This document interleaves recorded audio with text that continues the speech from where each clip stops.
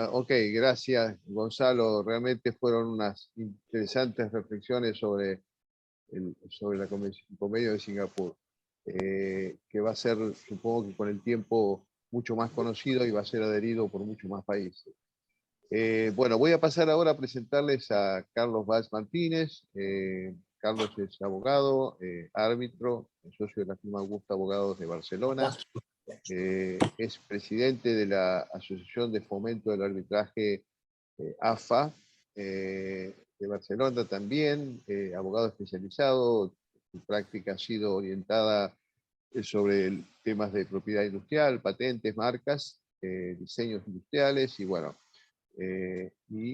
también ha trabajado intensamente en temas de fusiones y adquisiciones, y además, bueno, es uno de los, como presidente de AFA, es uno de los evangelizadores del arbitraje, desde Barcelona y te dejo la palabra, Carlos.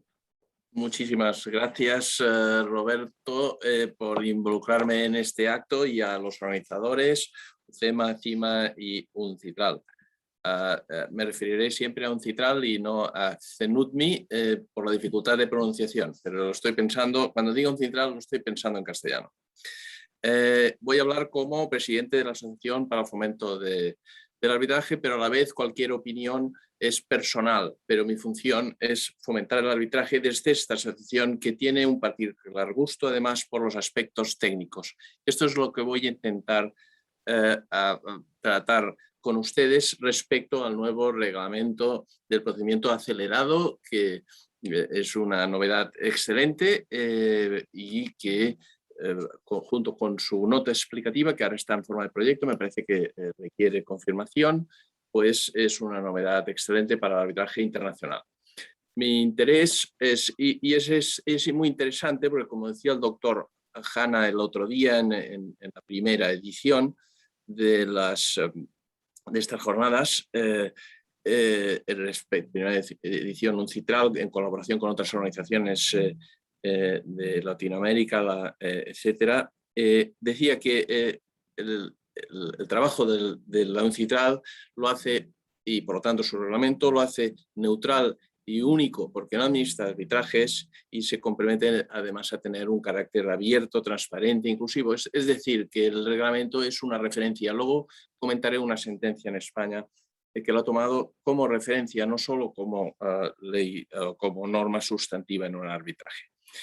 El procedimiento acelerado es un sistema que trata de simplificar el procedimiento, hacerlo más eficaz, pero no solo recortando plazos, sino también introduciendo elementos cualitativos que le dan un espíritu diferente del reglamento, que podría resumir en el principio de celeridad.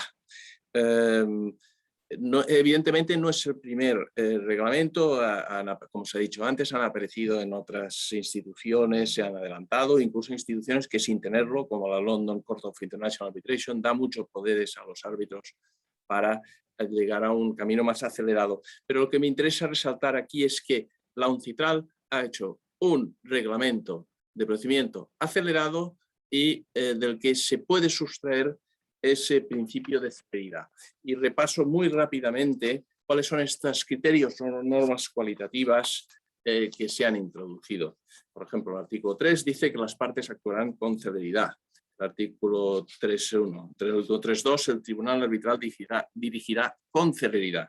Una cosa las partes y otra cosa el tribunal, luego lo veremos. Luego se habla de que todo medio tecnológico que se considera apropiado debe aplicarse, como se ha visto en la primera sesión de estas jornadas, muy interesante. Evidentemente le puede dar una celeridad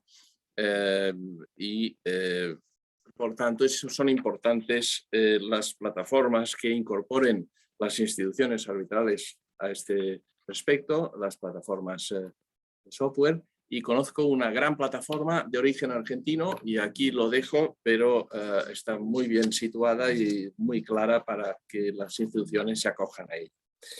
El artículo 9, por ejemplo, habla de que se tenga una conferencia para la gestión del caso. Aquí puede introducirse otra vez el principio de celeridad.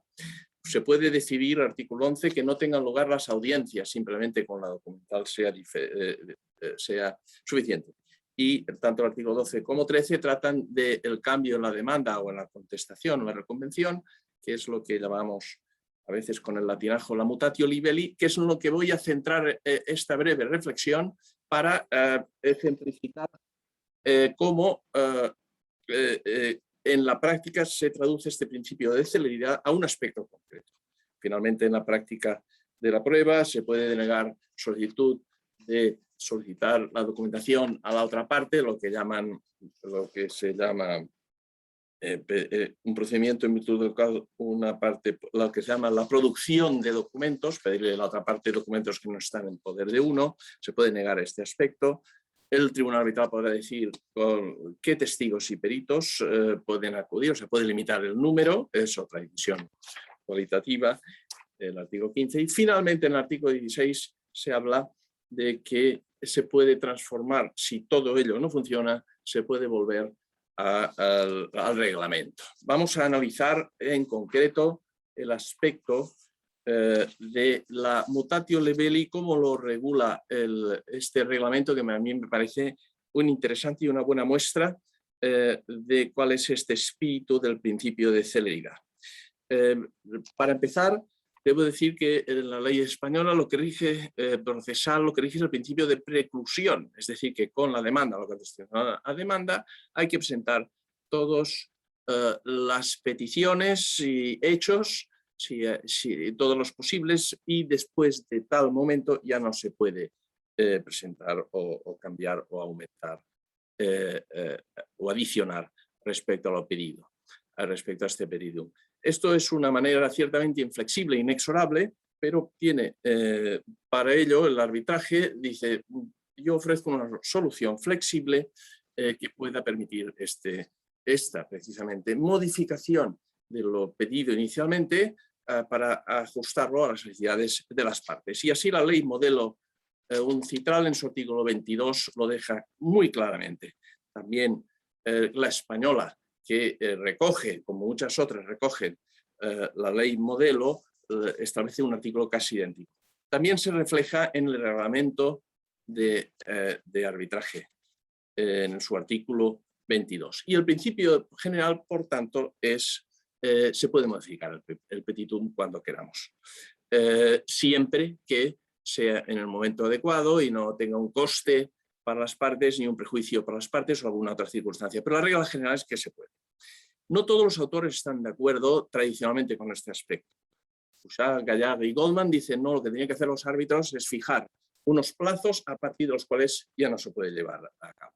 Y comparto con ustedes la reflexión de que los autores anglosajones tratan este tema con una cierta, como de paso, y yo supongo que como su principio general en su procedimiento es el de producción de la documentación, parece que sea natural que se pueda modificar los petitums o las demandas a medida que se van recibiendo los documentos y se puede cambiar. Es decir, lo natural es esta flexibilidad con el límite del abuso de derecho. En España tenemos un ejemplo de una sentencia de 22 de mayo de 2017 que es muy interesante porque en esta sentencia se considera que la ampliación y la modificación del petitum no suponía quedarse fuera del convenio arbitral, no suponía una demora y no supuso una vulneración de dichos principios de igualdad y defensa. Pero lo interesante de esta sentencia, y por eso la comento hoy, es que utiliza el artículo 22 del reglamento de UNCITRAL al que no estaba sometido el arbitraje cuyo laudo estaba sujeto a anulación en este procedimiento, que se mantuvo el laudo, pero lo interesante es que el Tribunal Superior de Justicia de Cataluña, en esta sentencia, lo toma como ejemplo de que es absolutamente normal y natural cambiar los petitums o la demanda a medio camino si no genera indefensión. ¿Cuál es la solución del procedimiento acelerado? La solución es invertir la regla general y convertirla en excepción. Es decir, que en el nuevo reglamento del procedimiento acelerado, ninguna parte podrá modificar o complementar su demanda o contestación y formular una reconvención o demanda a efectos de conversación, a menos que el tribunal lo considere apropiado por una serie de motivos tasados bueno, también hay un cajón desastre, pero lo que significa es que solo excepcionalmente se puede admitir por parte del tribunal arbitral una mutatio libelli si hay circunstancias que realmente lo piden. Por tanto, se trata del criterio invertido, que tampoco era el criterio de Fouchard y Gallard, que decían pongamos un plazo a partir del cual no se pueda decir esto. Es interesante ir al proyecto de nota explicativa que nos aclara. Es verdad, hemos considerado que hay que poner un umbral más alto para llevar el cambio o la modificación de la demanda.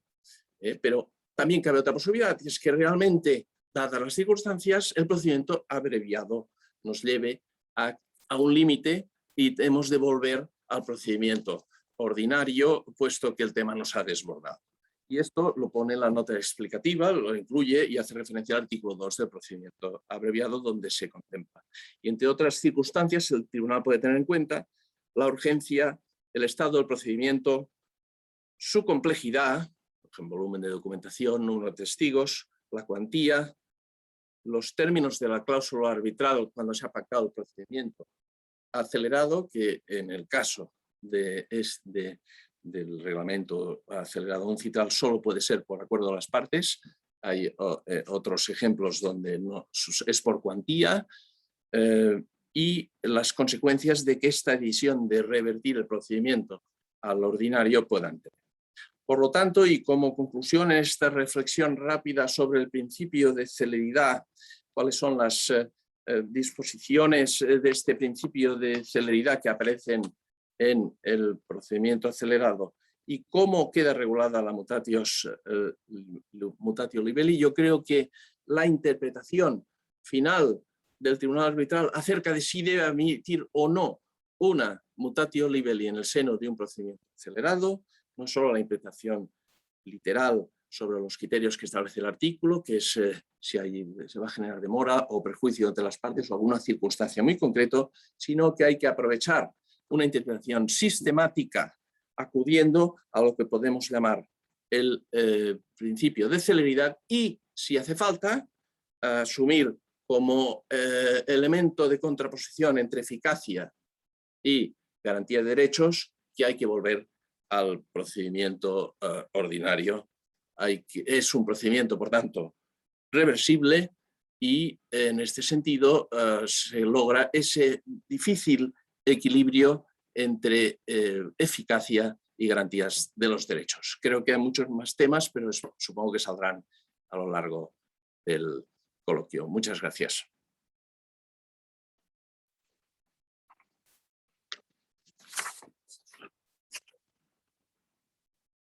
Estás en mute, Roberto, sí.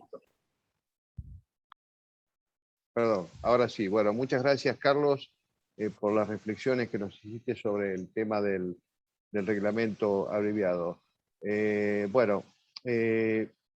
Nuestro próximo exponente es Jude. Jude me pidió participar sin el video. Veo también que hay alguien de la Inter-American Bar Association. Quería saber, Jude, ¿estás entonces en la conferencia?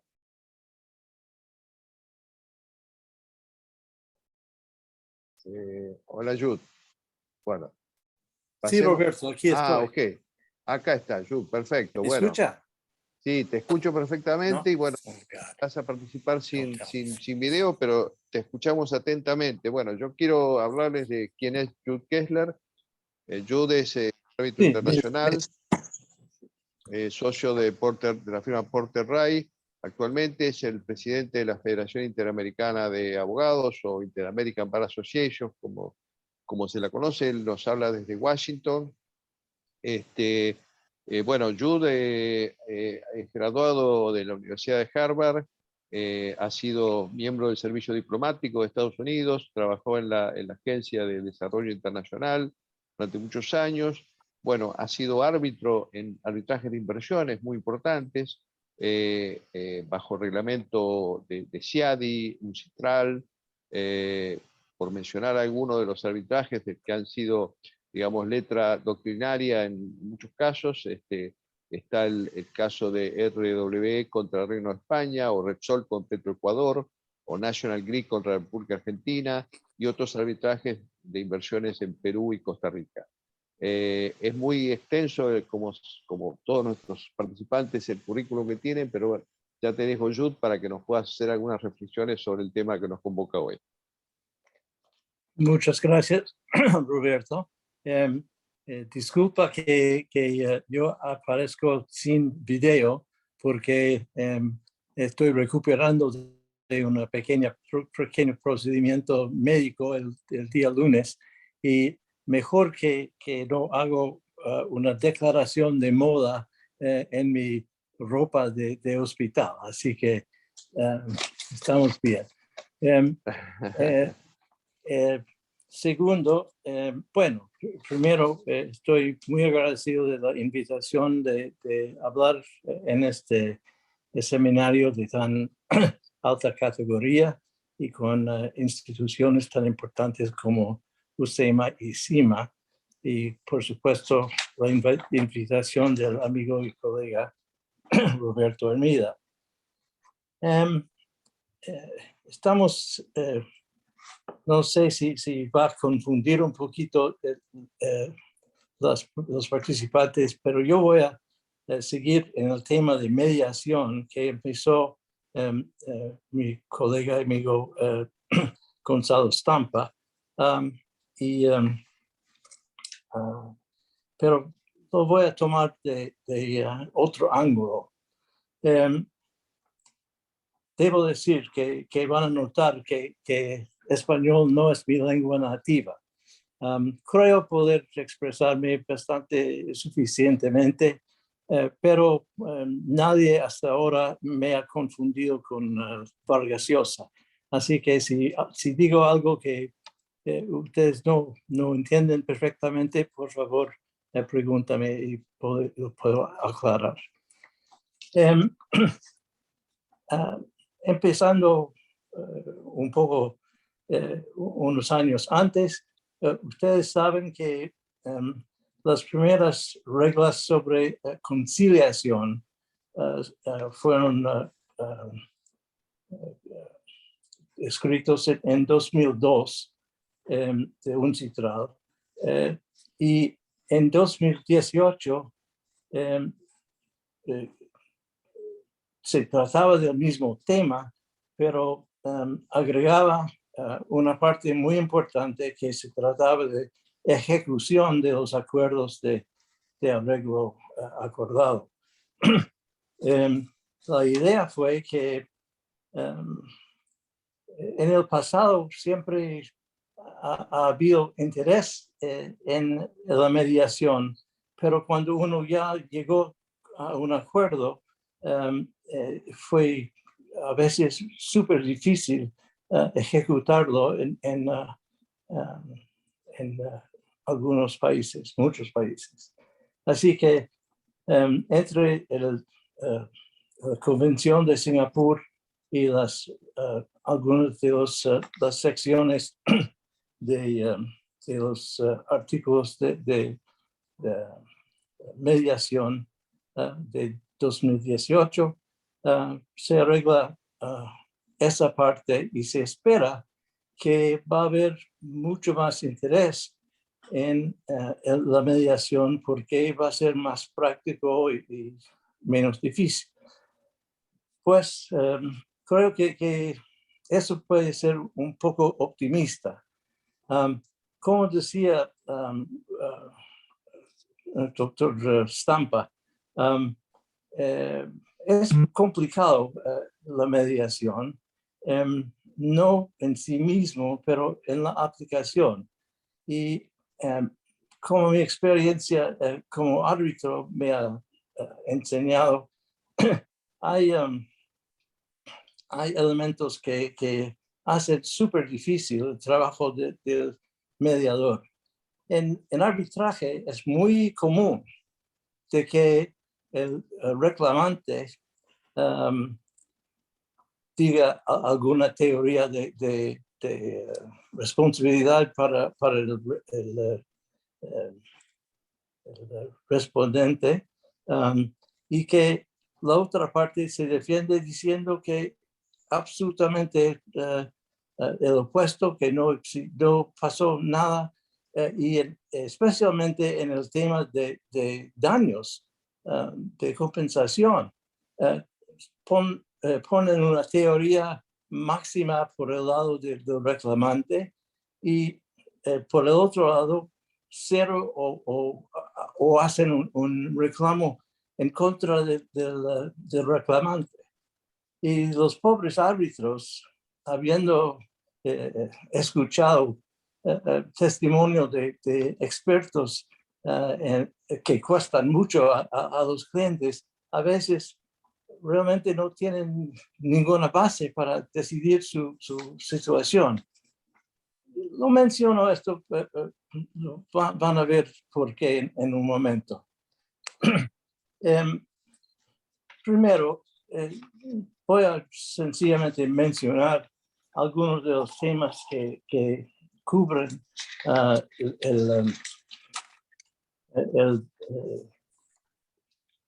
la ley modelo, porque proporciona una estructura que es importante para la mediación. Por ejemplo, una definición de cuándo empieza mediación y cuándo se termina.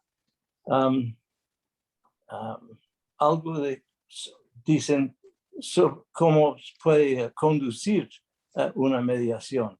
En arbitraje hay mucha discreción de parte de los árbitros cómo manejarlo, pero hay más o menos una forma aceptada y clásica, pero en el caso de mediación no existe.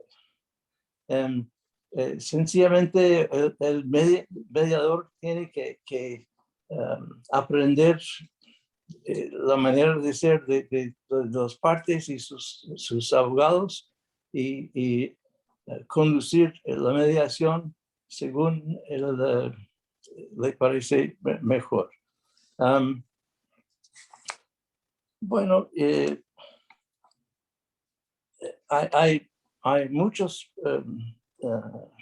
secciones se tratan de confidencialidad de pruebas y de documentos que se presentan en una mediación, y por razones que vamos a ver cuán importantes son esas provisiones. Bueno, otra cosa es que se prohíbe el uso de cualquier prueba presentada en la mediación para mostrar en un arbitraje o un tribunal que la otra parte ofrecía eso o que pidió la mediación primero o algo por el estilo. La parte de confidencialidad es muy, muy importante. Ahora, me parece que la parte más importante de la mediación y lo que la hace más difícil es que uno realmente, si uno quiere que la mediación funcione, tiene que llegar con la intención de resolver la disputa. Si no, no tiene sentido. Por eso los arreglos donde hay un periodo de enfriamiento antes de empezar un arbitraje, donde es por lo menos hay una oportunidad de hacer una mediación. Realmente pocas veces tienen éxito porque si la parte no tiene una intención de resolver el problema, no va a pasar. ¿Por qué pasa esto? Todos saben lo que dicen de la mediación, que mejor de litigio y arbitraje, mejor un mal arreglo que un buen litigio, ¿no? O que una onza de mediación vale muchas libras de litigio o arbitraje. Y si es así, ¿por qué no se usa más a menudo? Y creo que se trata de algo cultural y de personalidad y de tradición de distintos países. Primero, los abogados en general no se destacan yendo a su cliente diciendo, pues aquí se podría arreglar este asunto. Si uno es un árbitro un abogado de litigio, quiere impresionar a su cliente por su agresividad y a veces no hay incentivo para los abogados. No debe ser así, porque en privado uno debe decirle a su cliente, mira, este caso tiene un 60% de posibilidad de ganar, y si podemos hacer esto y esto, tal vez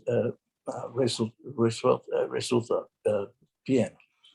Bueno, supongo que pasamos ese problema y en la mediación uno tiene que confiar en el mediador de usar los datos que usted lo proporciona en una forma correcta y sin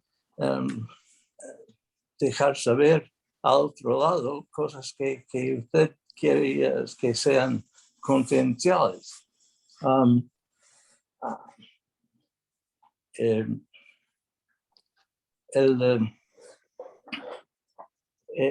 Se trata, Gonzalo hablaba de la diplomacia y el carácter del árbitro. Hay abogados en muchos países que se piensan sofisticados cuando no dan toda la información que deben dar para solucionar un problema. No quieren, es decir, están jugando el sistema no de buena fe. Y es difícil superar esta actitud. También el problema como mencioné antes, que no se puede usar documentos o pruebas de la mediación en un procedimiento de arbitraje o tribunal después. Es que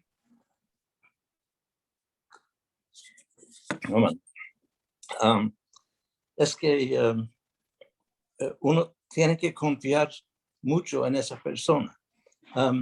Hablando personalmente, una vez dos partes me vinieron a mí de ser mediador, que me conocían personalmente, que no tenían ningún interés en la disputa y que me iban a dejar la confianza de decidir o llegar a un acuerdo satisfactorio.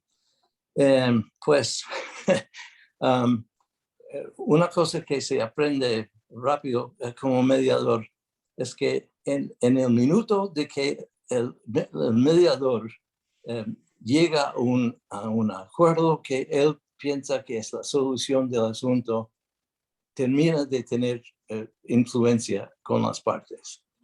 No se puede. Y en este caso, confiaban en mí de hacer lo que pensaba era justo, pero cuando lo hice, perdí un amigo en esa situación. De todas maneras, realmente debe haber más uso de la mediación. Parece que en arbitraje, en disputas de inversión, ha habido más interés y entrenamiento, etcétera. Pero no sé, falta mucho el entrenamiento de abogados, pero seguramente un mal arreglo y a veces un muy buen arreglo, porque los árbitros o jueces se equivocan bastante si no entienden lo que pasa. Usted puede formar una solución mucho más adecuada. Bueno, de todas maneras, eso sí que es mi contribución y espero preguntas después. Gracias. Bueno, Jude, muchísimas gracias. La verdad, realmente emocionante para nosotros, para los organizadores, el gesto que has tenido de participar aún estando en el hospital. Realmente es una actitud que valoramos muchísimo y te lo agradecemos doble. Con Cecilia lo comentamos el otro día y realmente nos sorprendió la actitud que tuviste. Muchas gracias, Jude. Bueno, voy a presentar ahora a Gabriel Bottini. Bueno, Gabriel Bottini es tino, por supuesto, de nacionalidad, es socio actualmente de Uría Menéndez de Madrid, la oficina de Madrid. Gabriel es árbitro, es ahora actualmente árbitro internacional, pero su formación ha sido en la Procuración del Tesoro de la Nación Argentina, como director nacional de Asuntos y Controversias Internacionales, en el periodo más caliente que tuvo la Argentina en materia de arbitraje de inversiones, y realmente me tocó ser testigo de ver cómo actuaba Gabriel dirigiendo ese equipo, y realmente Argentina se ahorró mucho dinero por los casos que venían mal y que después finalmente salieron bien. Todos saben que la Argentina tuvo una gran cantidad de asuntos en materia de arbitraje de inversiones, producto de la crisis del 2001 y algunos que venían de antes, y bueno, y él creo que fue un excelente director de ese departamento, y hoy en día se dedica fundamentalmente al área de arbitraje desde Uría Menéndez. Gabriel, te escuchamos.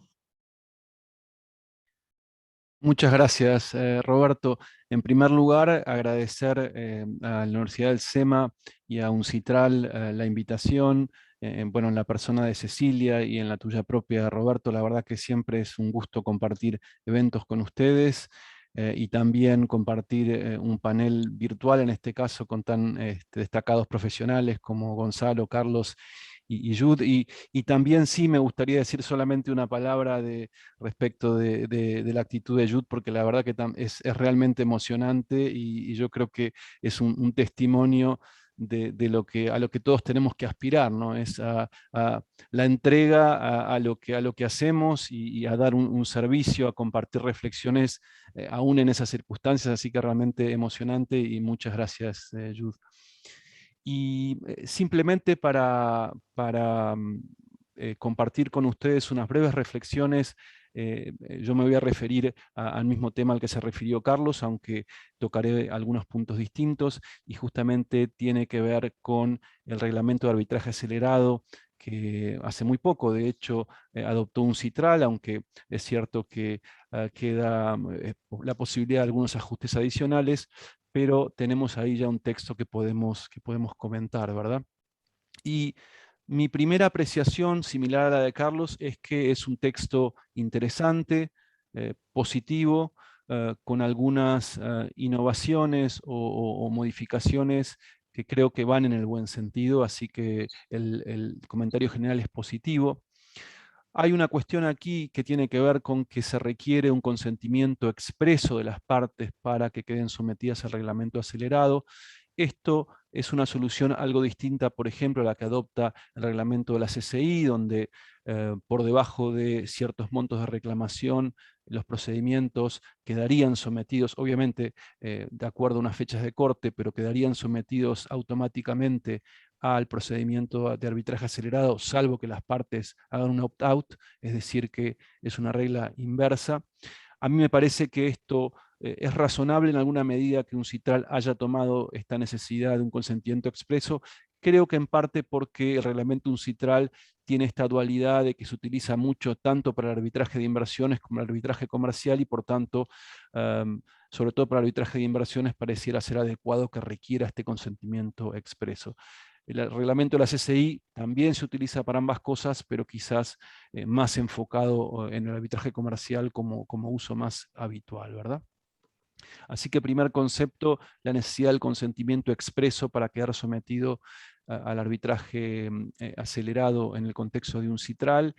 Inclusive hay alguna referencia en los comentarios a que no bastaría que exista un sometimiento general y alguna mención del reglamento acelerado, sino que, como digo, tiene que ser un consentimiento expreso y claro, ¿verdad? Luego, algunas cuestiones del procedimiento que me parecen interesantes. Por un lado, se prevé la obligación del demandante de acompañar con la notificación de arbitraje el escrito de demanda. Esto evidentemente tiene sentido justamente en un procedimiento que lo que busca es acelerar los plazos y hacer que el procedimiento sea mucho más corto.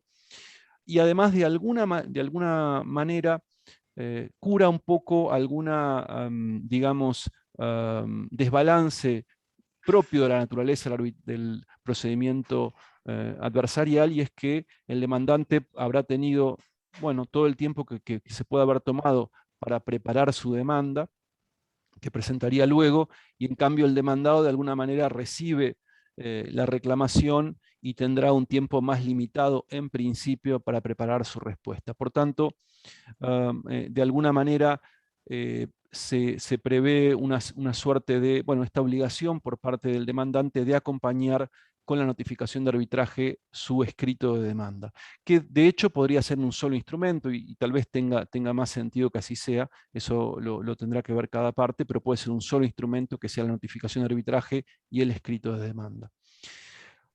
Luego está, por supuesto, la obligación del demandado. Por un lado, se mantiene la innovación del reglamento del 2010, que es la obligación del demandado de hacer una contestación a la notificación de arbitraje, cosa que no existía en el reglamento de 1976. O sea que se mantiene esta obligación de del demandado de responder a la notificación de arbitraje. Sin embargo, el escrito de contestación propiamente dicho del demandado solamente hay que presentarlo 15 días después de constituido el tribunal. Como ven, son plazos breves, como digo, y tiene sentido en esta idea del procedimiento acelerado. Otra cuestión en la que se profundiza en este reglamento y que me parece importante es la cuestión de la autoridad nominadora. Como saben, el procedimiento tradicional en el contexto de un citral es que había esta figura de autoridad nominadora, que muchas veces era la propia Corte Permanente de Arbitraje, pero la autoridad nominadora no era quien nominaba a los árbitros, sino que tenía que nominar una autoridad llamada designadora, quien era quien después entonces designaba a los árbitros que no hubiesen sido designados por las partes y cumplía algunas otras funciones. Entonces, a partir del 2010, con las modificaciones al reglamento general, y esto va en el mismo sentido, se intenta de alguna manera unificar esa figura y de alguna manera promover que el propio secretario general de la Corte Permanente de Arbitraje sea la autoridad que va a designar a los árbitros, es decir, que actúe finalmente como autoridad designadora. Esto me parece positivo. Hoy en día se prevé que cualquiera, en el reglamento acelerado, ¿no? Se prevé que cualquiera de las partes puede solicitar que sea el propio secretario general de la CPA quien sea la autoridad designadora, y se prevé también que el secretario general sea en principio quien efectivamente va a designar a los árbitros, o al árbitro en este caso, salvo que el secretario general entienda que por las circunstancias no corresponde que cumpla esa función. Es decir, se da una discreción, pero la regla en principio es que sea el secretario general quien designe. Esto me parece positivo por dos razones. Primero, para tender a unificar estas dos figuras y simplificar el proceso, que no haya dos figuras, una autoridad nominadora y una autoridad designadora, lo cual ralentizaba el proceso y generaba, me parece, una complejidad algo innecesaria en mi opinión. Y el otro punto que es importante, y por eso creo que es positivo en principio que sea el secretario general de la CPA quien en principio actúe como autoridad designadora, y es que normalmente lo que ocurría era que la CPA nombraba a una persona para actuar como autoridad designadora. Y era quien en definitiva designaría, como digo, los árbitros, resolvería recusaciones, etc.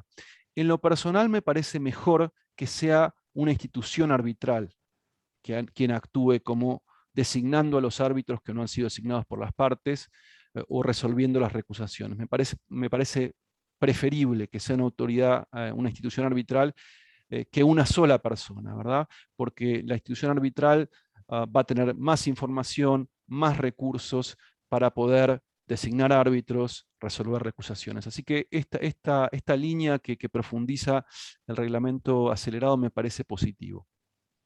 Está también la idea, evidentemente esto está en general en todos los reglamentos acelerados, tanto en UNCITRAL como en CCI, como en el CIADI, que es que la regla en principio es que sea árbitro único.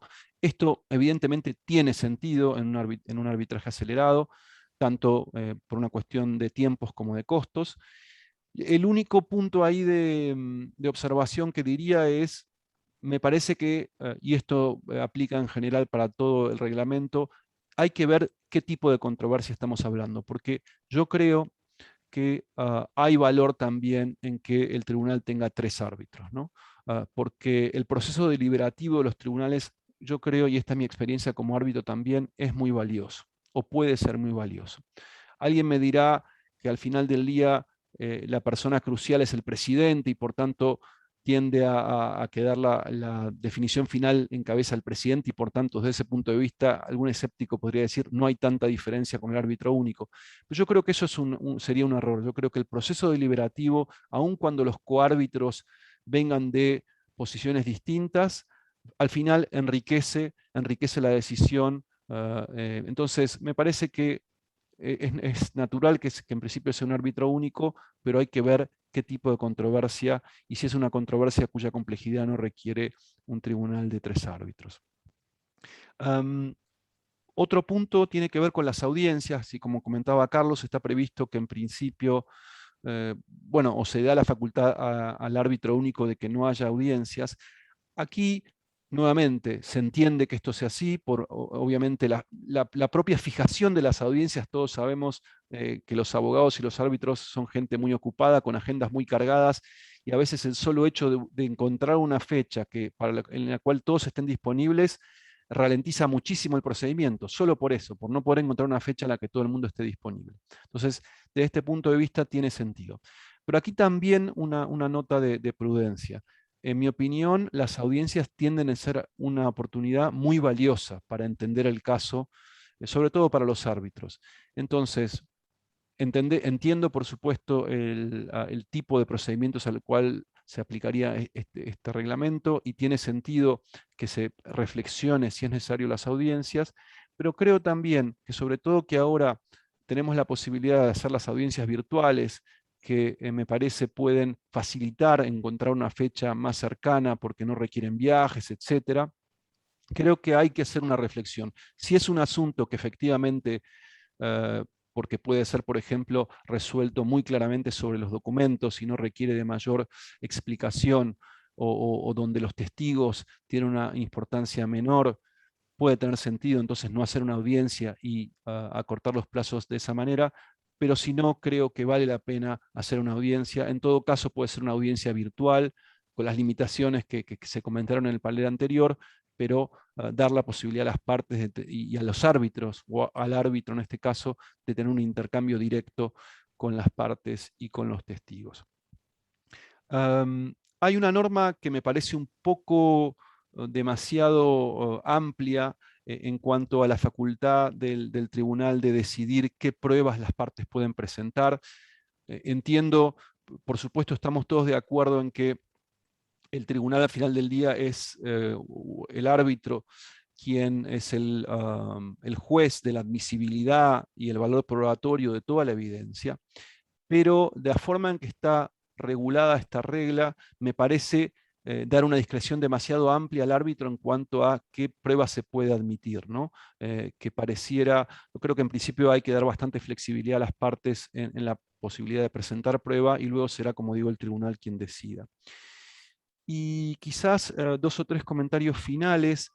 Primero está, que fue una de las cosas que de hecho más se discutió, el tema del plazo para la emisión del laudo, que se establece en 6 meses, con alguna posibilidad, pero muy limitada y muy restringida, de extenderlo. 6 meses de la constitución del tribunal para el dictado del laudo. Es un plazo exigente, pero nuevamente se entiende que se ponga este límite. Veamos que es el mismo plazo en principio que está en la CCI. El plazo del CIADI, en cambio, es algo más extenso, un poquito más de 1 año si uno cuenta todos los plazos, y me parece que es quizás el plazo del CIADI un poco más aplicable para un contexto de un arbitraje de inversiones, ¿verdad? Pero por lo demás creo que es razonable que se busque alguna limitación al plazo para emitir el laudo. En definitiva, creo que el problema de la duración y los costes del arbitraje es uno de los problemas que los usuarios del arbitraje perciben como los más graves. Esto lo demuestran todas las encuestas que se han hecho. Hay que atenderlo. Me parece que los procedimientos abreviados o acelerados que se han adoptado por las distintas instituciones son una de las vías de hacerlo, y esta iniciativa de UNCITRAL me parece que debe ser aplaudida en este contexto, más allá de algunas cosas que puedan mejorarse. Pero finalmente también hay que tener en cuenta que tal vez los procedimientos acelerados no son adecuados para todo tipo de procedimientos. Tengo mis dudas si para los arbitrajes de inversiones o arbitrajes de construcción, por ejemplo, muy complejos, son adecuados. Así que ahí es una duda, pero que para ciertos tipos de procedimientos lo son. Y al final del día todos estamos de acuerdo, los procedimientos no pueden ser demasiado largos, porque la justicia, si demora mucho, al final no es justicia, pero también tenemos que tenemos que hacer todo lo que podamos para acelerar razonablemente los procedimientos, pero también entender que al final del día los procedimientos legales llevan su tiempo, y sobre todo si además queremos decisiones de calidad, hay que aceptar que una cierta duración al final del día es inevitable. Muchísimas gracias a todos y todas. Bueno, muchas gracias, Gabriel. Bueno, sabemos que todas tus reflexiones están hechas de la óptica de alguien que vive constantemente involucrado en arbitrajes, o sea que realmente creo que es muy valioso las sugerencias y las recomendaciones que tú has hecho, y que bueno, han sido escuchadas incluso por la gente de UNCITRAL, que está representada por Marianela Bruno. Yo creo que hay mucho para hacer sobre esto, sobre todo el trabajo importante que hace UNCITRAL para mejorar las normas en general, a nivel mundial. Y bueno, por nuestra parte, bueno, lo que queremos es ahora abrir un pequeño espacio para preguntas. Tenemos algunas preguntas que han sido planteadas acá a través del webinar. Hay 2 preguntas que yo localizo acá. ¿Vos ves algo más, Cecilia? No, hay comentarios luego. Hay un comentario, digamos, de Lorena Schneider, que es para Gonzalo Estampa, que pregunta a su criterio cuál es el nivel de enforcement de los acuerdos transaccionales de mediación. Y después no sé si ves otra más, porque Sí. nosotras las contestamos. ¿Cuál es el nivel de cumplimiento, entiendo, de enforcement? ¿Se refiere a la ejecución forzosa o...? Sí, creo que está planteado en esos términos. Bueno, Entiendo, entiendo que el tema de hacer cumplir, ¿no? De la implementación de ese acuerdo. A ver, los acuerdos no hay unas, digamos que no hay unas cifras fiables porque la mayoría son privados y por lo tanto muchas veces pues se queda en ese escenario, ¿no? Sí, es verdad que se cumplen bastante. Hasta donde yo sé, creo que está rondando alrededor del 88-90% más o menos de lo que he leído últimamente. Y eso significaría que había aproximadamente un 10% de ejecución, digamos, forzosa. Por ejemplo, en España la ejecución forzosa sí la puede llevar vía Código Civil y vía enjuiciamiento civil, porque tienen fuerza ejecutiva como tales, tienen que hacer ese laudo, convertirlo en un instrumento que sea ratificado por un juez y acto seguido de ejecutarlo judicialmente. Pero suelen llegar relativamente pocos asuntos. Y lo que sí es importante, si es por la Convención de Singapur, es cierto que lo que te permite, como decía, es ejecutar esos acuerdos. Se les reconoce ya un título ejecutivo una vez que se reconocen fuera y son acuerdos internacionales. Una vez que se empiece a fijar y se empiece a poner de manifiesto todo este funcionamiento y se den cuenta de las ventajas que tienen, yo creo que puede tener un nivel de aceptación. Hombre, no te diría como el Convenio de Nueva York, pero bueno, más o menos similar. Yo creo que va a apoyar mucho o va a contribuir mucho a potenciar el uso de la mediación en años venideros. Bueno, a ver si hay alguna otra pregunta en el chat. No tenemos, realmente algunos comentarios, pero a mí me gustaría... Hay una más. Ah, hay una más. Hay una más No que la no he la visto. había leído, perdón, que es de Bernardo Pinto, para Yud, ¿no?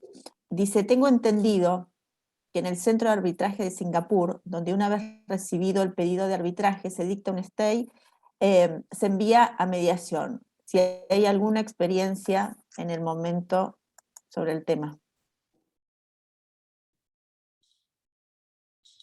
Quizás Yud no esté en este momento escuchándonos, no sé si... Sí, Ahí estoy está, sí. escuchando, pero por favor, Perdón. repita la última parte de la pregunta. Sí, cómo no. Decía que en el Centro de Arbitraje de Singapur, una vez recibido el pedido de arbitraje, se dicta un stay y se envía a mediación. Si hay alguna experiencia en este momento. I'm not good, you can't come in now. Perdón. No hay problema.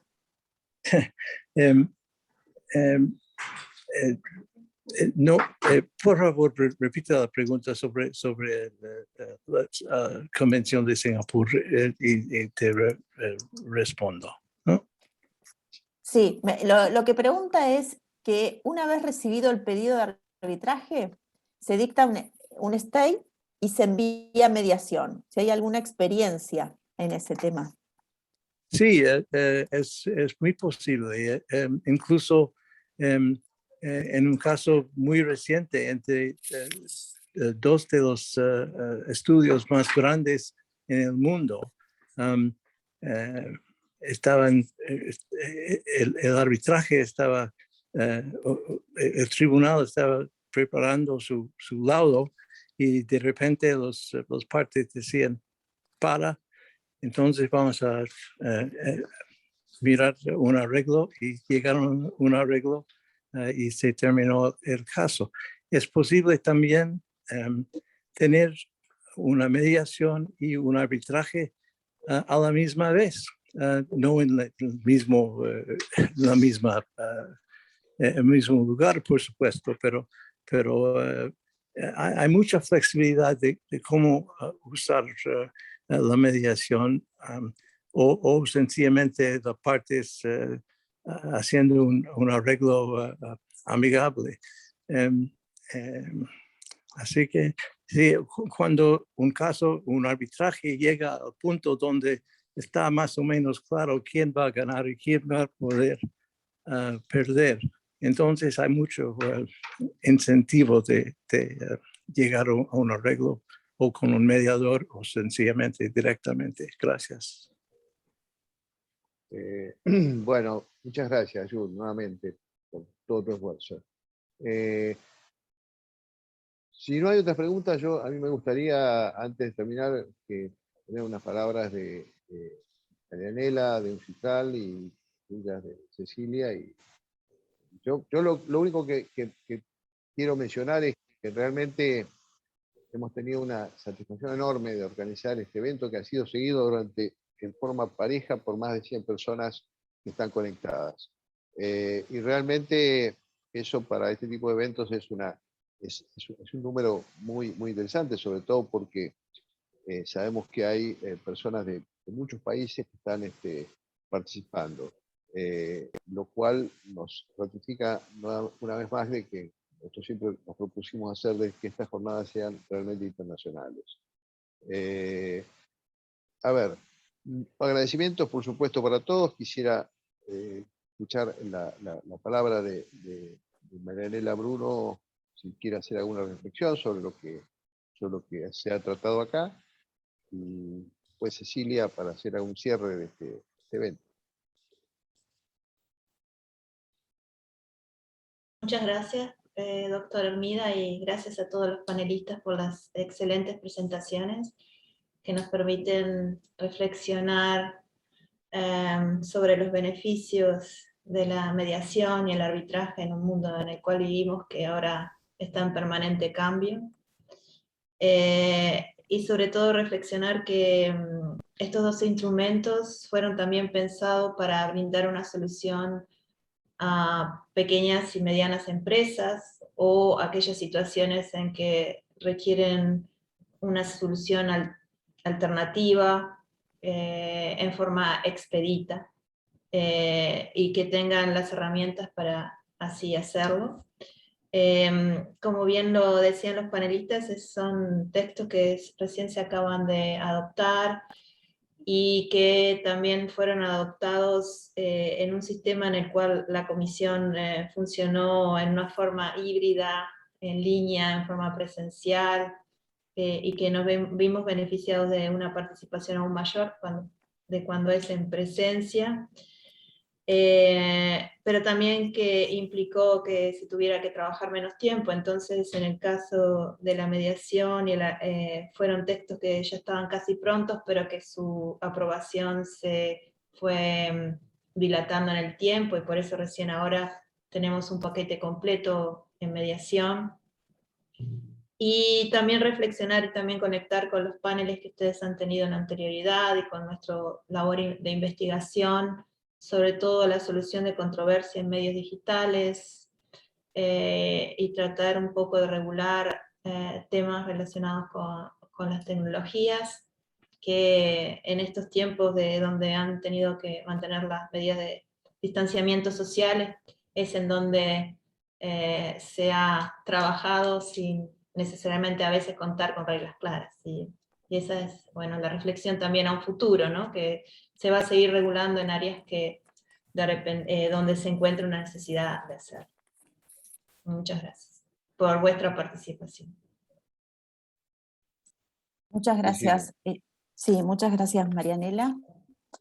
Bueno, de mi parte, obviamente tengo un enorme agradecimiento a cada uno de ustedes, porque la experiencia en primer lugar, ¿no? El tema de conectar y el tema de enseñar, en esta jornada están todos los alumnos de la carrera de abogacía de la universidad, y una de las cosas que observaba yo desde el lugar, digamos, de armar, ¿no? Los temas para preparar a futuros abogados, entrenar a futuros abogados, y es cuánto falta, digamos, el arbitraje es como algo que está lejano, más aún el arbitraje internacional. Entonces, de mi parte, agradecida a cada uno de ustedes, a Uncitral, bueno, a Roberto, a Sima, que lo que tratamos de hacer es poder, digamos, juntar y que en estas cuestiones, ¿no?, el mundo esté más a mano y podamos llegar con el conocimiento. Y me gustó mucho algo que nombraste recién, Marianela, que lo noté acá, la solución de las controversias en tiempos de virtualidad, ¿no? Y cómo el mundo es más cercano y tender a ello. Realmente haber tenido la posibilidad, bueno, de escuchar estos temas, hablar de mediación, arbitraje internacional, de los últimos textos, para mí es un gran orgullo y satisfacción y agradecimiento a cada uno. Roberto. Bueno, me dejas las palabras, está bien. Y yo más que volver a repetir los agradecimientos, la seriedad que ha tenido este evento, las reflexiones increíblemente valiosas que se hicieron en los dos paneles, y decirles que, bueno, esperemos que las jornadas que se vienen organizando entre UCEMA y CIMA, esto que surgió en el año 2017 a partir de una idea que surgió en un primer viaje que hicieron los directivos de CIMA a Argentina, que tuvieron la oportunidad de reunirse contigo y con las autoridades de UCEMA, surgió la idea y bueno, ya vamos en una cuarta jornada, si bien hubo un intervalo del año 2020 que no se pudo hacer, pero espero que podamos seguir organizándolas y a lo mejor la próxima ya la podamos hacer en forma presencial y contar con la visita de nuestros amigos internacionales y volver a hacer esas cenas tan interesantes y los coffee breaks sobre todo, porque acá no podemos hablar de coffee break a menos que uno vaya, se prepare uno y se lo traiga. Pero bueno, yo nuevamente agradecidos a todos a los amigos que nos han acompañado, Gabriel, por supuesto, que nos está ahora en Madrid, entre Madrid y Argentina y moviéndose por el mundo, a Gonzalo, que por supuesto está al frente de un interesante equipo en materia de arbitraje, a Carlos, que está dirigiendo una organización en Barcelona que está fomentando el arbitraje y evangelizando el arbitraje, y por supuesto a Jude Kessler, que es realmente para mí un personaje muy importante por la trayectoria, por la cantidad de asuntos internacionales en los cuales ha intervenido y que haya tenido, lo vuelvo a repetir, aunque sea reiterativo, que haya tenido la deferencia de poder participar desde el hospital, realmente es algo que imposible de valorar.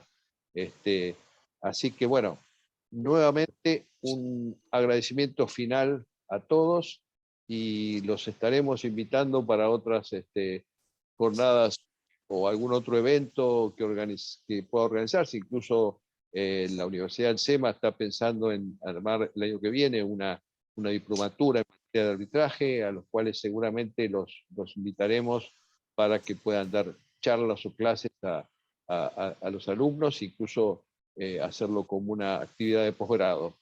No sé si querés agregar algo más sobre esto, porque son planes de la universidad. Yo lo que estoy haciendo es un poco agregar algo que te he escuchado hoy, me parece una iniciativa muy importante, ¿no? Así es, así es. El año que viene vamos a estar armando, la vamos a estar armando este año para lanzarla el año que viene, la diplomatura en arbitraje internacional. Es la idea. Bueno, así muy es. bien. Bueno, hemos sido dentro de todo bastante puntuales. Nos hemos pasado solo unos minutos, todavía tenemos un auditorio importante que ha aguantado hasta el final. Por el número que veo acá, rondamos en un momento 130, 140 personas, ahora estamos en 100, algunos se han ido antes, pero realmente creo que es muy interesante la audiencia que hemos tenido y nuevamente felicitaciones y muchas gracias a todos. Hay muchos agradecimientos, ahí estaba leyendo en el chat recién, tanto como en las preguntas y respuestas, así que, bueno, hacer llegar de parte de los participantes. Bueno, muchas gracias y nos seguimos en contacto. Muchas gracias, saludos. Buenas tardes. Chao, chao. Saludos.